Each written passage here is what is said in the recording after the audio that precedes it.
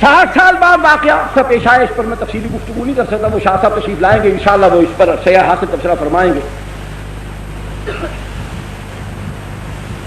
تمام شیعہ سنی مورخین، تمام شیعہ سنی مورخین اس بات پر متفق ہیں کہ محرم کی 10ویں کو یہ جو کچھ آج ہو رہا ہے یہ واقعہ کربلا کے پورے 300 سال بعد شروع ہوا.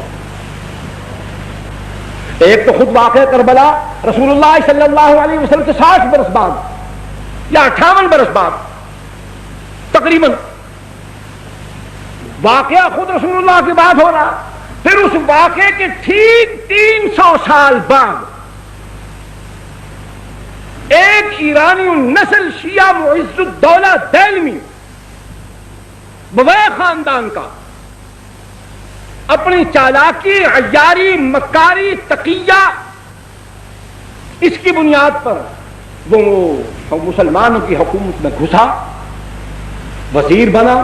اس نے بغداد کے اندر سب سے پہلے جلال الدین سیوطی رحمۃ اللہ علیہ اور غالباً البدایہ والنہایہ والے بزرگوں نے 351 ہجری لکھا ہے، باقی تمام بزرگوں نے 352 ہجری میں معز الدولہ دہلوی رافضی شیعہ نے، ایرانی تھا، اس نے سب سے پہلے 10ویں محرم کو حکم جاری کیا کہ بازار بند کر دیے جائیں، نان بائی پکانا بند کر دیں. حکمن کہا کہ عورتیں اپنے سروں کو کھول کر، بالوں کو بکھرا کر، سیاہ لباس پہن کر، سروں میں خاک ڈالتی ہوئی، منہ پر تھپڑ مارتی ہوئی، اپنے کپڑے چاک کرتی ہوئی بازار میں نکلے. یہ حکمن اس نے کرایا. نمبر 2، سب سے پہلے قبہ گنبد نما ایک گنبد بنوا کر شہر کے چوک میں رکھوایا، اس پر ٹاٹ ڈالے، وہ نمونہ بنایا سیدنا حسین رضی اللہ تعالیٰ عنہ کے مزار کا. یہ پہلا کام بھی اسی نے کیا. تیسرا، اپنے دور حکومت کے اندر بغداد کی تمام مساجد کے دروازوں پر تمام صحابہ کرام بالخصوص سیدنا معاویہ رضی اللہ تعالیٰ عنہ پر لعنت لکھی ہوتی تھی. یہ معز الدولہ دہلوی حرام خور خنزیر، سب سے دنیا کا کوئی مورخ یہ بات ثابت نہیں کر سکتا. قسم خدا کی کھا کر کہتا ہوں، میں غریب آدمی ہوں، نقد دینے کا دعویٰ نہیں کر سکتا. میں جھوٹا ثابت ہو جاؤں تو سر بازار مجھے 100 کوڑے مار دیں.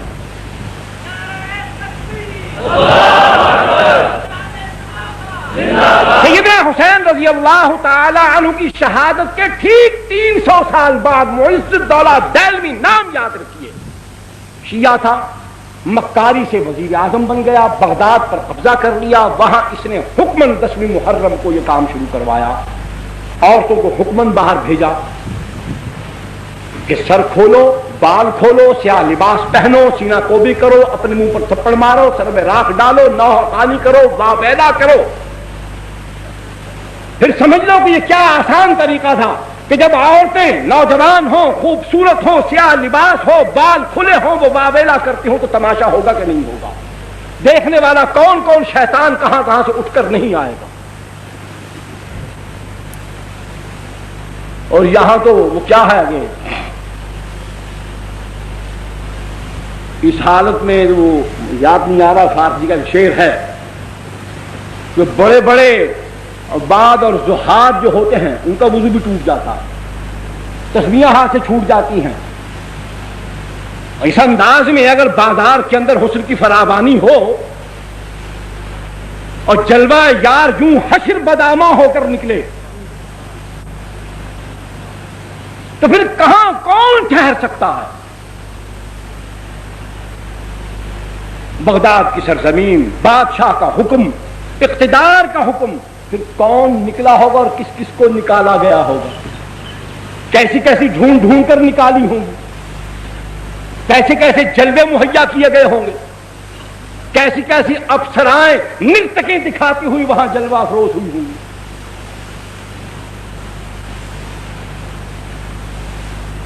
دوسرا، ایران کے اندر قاچاریوں کی حکومت، ناصر الدین شاہ قاچار،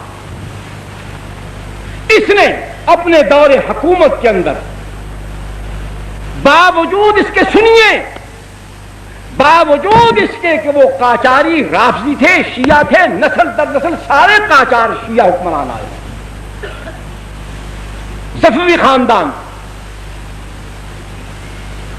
انہوں نے بڑے ظلم کیے ایران کے اندر۔ حالانکہ یہ مسلمانوں کی مفتوحہ سرزمین ہے، سیدنا عمر بن الخطاب رضی اللہ تعالیٰ عنہ کے زمانے سے لے کر حضرت معاویہ بن ابی سفیان سب کہیے رضی اللہ تعالیٰ عنہ تک، یہ ایران کی سرزمین بار بار سر اٹھاتی رہی، اور اس کو اللہ کے پاک پیغمبر کے تربیت یافتہ دنیا کے سب سے اعلیٰ اور مہذب انسانوں نے اس کو جس طریقے سے اس کو رام کرنا چاہیے تھا، تہذیب سکھانی چاہیے تھی، اس کو سمجھایا، سکھایا، لتاڑا پتاڑا چٹھاڑا فتح کیا، دین سمجھایا۔ لیکن پھر وہاں رافضیت کیوں پھیل گئی؟ بالکل انہوں نے وہی عمل کیا جو عمل آج، میری طرف توجہ فرمائی، جو عمل آج پاکستان میں جاری ہے۔ انہوں نے وہاں سنی مسلمان عوام کو کچھ نہیں کہا، صفوی خاندان کے بادشاہوں نے 20,000 سے زائد علماء کو قتل کر دیا، صرف علماء کو قتل کیا۔ تو علماء کے قتل ہو جانے کے بعد نہ دین بتانے والا کوئی ہوگا، نہ سمجھانے والا کوئی ہوگا، تو پھر جو ہم کہیں گے وہ خود بخود لوگ قبول کرتے چلے جائیں۔ بیداری تو علماء پیدا کرتے ہیں، علم ان کے پاس ہوتا ہے، سمجھاتے وہ ہیں، پڑھاتے وہ ہیں۔ عقائد کی اصلاح ہو، اعمال کی اصلاح ہو، اخلاق کی اصلاح ہو، سیاسیات کا معاملہ ہو، اجتماعیات کا معاملہ ہو، جب بتانے والوں کو، سمجھانے والوں کو، سکھانے والوں کو، رہبری کرنے والوں کو، قیادت کرنے والوں کو، سیادت کرنے والوں کو، ان سب کو مٹا دیا گیا، جس طریقے سے پاکستان کے اندر احسان اللہ فاروقی کو شہید کر دیا گیا، علامہ احسان اللہ ظہیر کو شہید کر دیا گیا، فیض عالم صدیقی کو بھی قتل کر دیا گیا، مولانا سید منظور الحسن شاہ صاحب ہمدانی رحمۃ اللہ علیہ، خیر بٹامی والے، ان کو شہید کر دیا گیا، مولانا حق نواز شہید رحمۃ اللہ علیہ کو شہید کر دیا گیا، ایثار القاسمی کو شہید کر دیا گیا، عبدالصمد آزاد لئیے والے کو شہید کر دیا گیا، مولوی محمد یوسف فیصل آبادی کو شہید کر دیا گیا۔ کتنے علماء شہید ہو چکے ہیں؟ سنی مسلمان نوجوان کام کرنے والے کارکن اس کے علاوہ 100 سے زائد وہ ہیں، خفیہ طریقے سے جن کو مارا گیا ہے وہ الگ ہے۔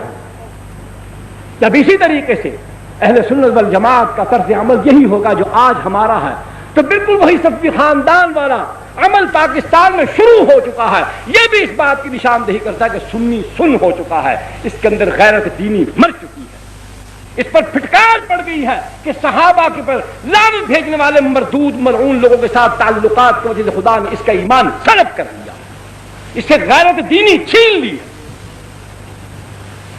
قاجاری خاندان، صفوی خاندان نے ایران کے اندر اسی طرز عمل کے ساتھ رافضیت کو پھیلایا، حکمن وہاں جلوس نکلوائے۔ پھر اس کے بعد ہندوستان کی سرزمین پر زور و شور کیوں پیدا ہوا؟ کیا ہے؟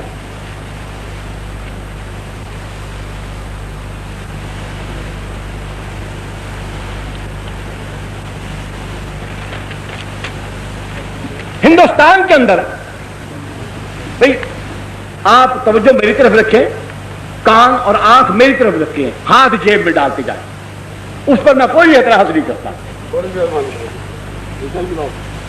بالکل جی، بسم اللہ۔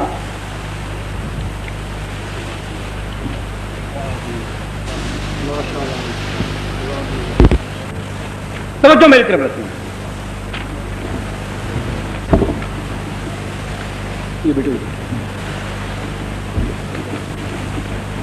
ہندوستان میں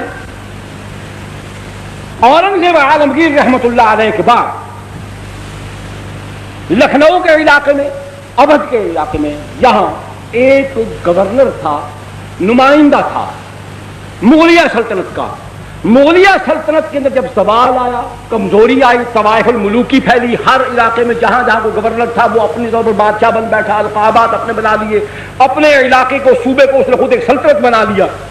یہ دور تھا، حکومت کمزور ہو گئی، تو وہاں پر بہمنی خاندان جو تھا انہوں نے لکھنؤ، جونپور اور فیض آباد، ان علاقوں کے اندر انتہائی سختی کے ساتھ، اپنی پوری قوت کے ساتھ، پوری قہرمانی کے ساتھ وہاں پر رافضیت کو فروغ دیا، جو آدمی محرم کے دنوں میں باہر نہیں نکلتا تھا، تعزیے کے جلوس میں شریک نہیں ہوتا تھا، اس کو سزا ملتی تھی۔